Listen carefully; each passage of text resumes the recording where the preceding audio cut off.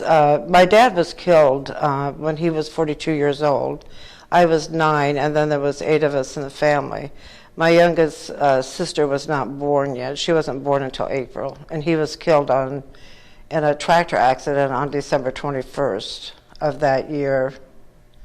And my mother did not get Social Security for us kids because he had not paid in enough, I guess, or long enough. And so if we wanted to go to school beyond high school, we had to find our own way. When I graduated from high school and went into nurses training, they gave me $350. So there's a couple of other girls there that were going to go into the service, and the service would pay your way. And so I became very interested in that, and that's what I ended up doing. I went to Fort Sam Houston for training, basic training. We would march like in a group to class and when we got out of class. And that's basically all the marching that we did. And that was all on campus. And then we went out in the field one day and learned how to shoot I guess it was a pistol. Well, I did not hit the target. I just kind of closed my eyes and aimed.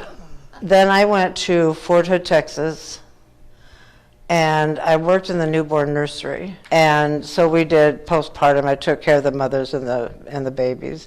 The babies that were premature, they really didn't do anything to save them. I mean, we had them in an incubator, tried to feed them, but as far as IVs and that, you did not do anything. If they survived, they survived because they were strong. I stayed there almost a year. Okay. And then one day, on the bulletin board in our office, there was an envelope for me. And the orders from Vietnam were there. They did let you have 30 days, before I went over there. And my mother she cried all the time, about every day. Yes, I was scared to go. I guess when you're young, you don't think about much of war. The hospitals there were in certain buildings. See, a lot of those were built by the French before the Americans came. They were metal quonsets, and some were air-conditioned and some weren't. And like the more serious patients, like the ICU patients, that ward would be air-conditioned. We did take care of trauma patients while they were waiting for surgery, but we took care of a lot of dysentery and malaria. We also took care of a lot of Vietnamese people too. Well, the war was so political, and sometimes we had one doctor I know that I'll probably never forget his face, but he took care of Vietnamese people better. He gave better care to those people than he did the soldiers.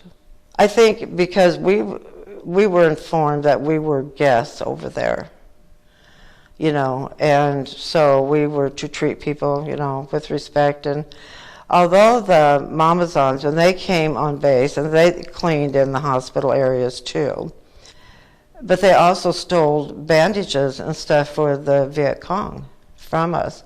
And we could not do anything about that. They did nothing about, dressings or bandages or anything, and they knew about it. The malaria patients would spike temps of nothing, 104, 105. This one guy, and he was so sick, from having such a high fever for so many days, the skin peeled on his body. That's probably, the most remarkable thing I remember.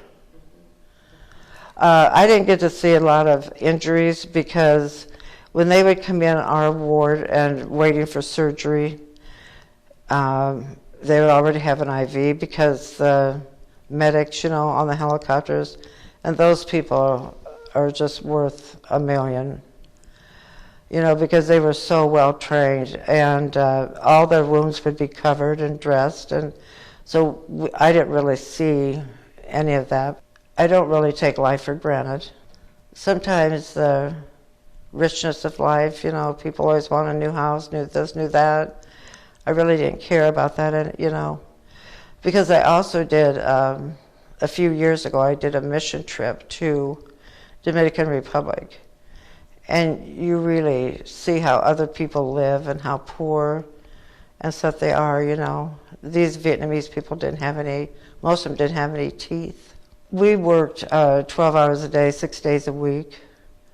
And I can't believe we had all this extra time, but a few of us would go to this, there was a Catholic charity orphanage, and we would go over there, and all these babies would be in cribs, and some of them were, well, I suppose they were walking, you know. But, you know, I don't remember that they had diapers on. I know we held them, but the nuns always used to say, you know, these babies need to go back to America. And then, you know, if the mother didn't keep them, they went to this orphanage. That was the sad part. You hear all the time about how expensive college is. People can join, you know, in the service, and it's really an opportunity. You know, if you want to go to college and you want to come out debt-free, I think it's a very good way. But I'm kind of sorry that I didn't stay and retire.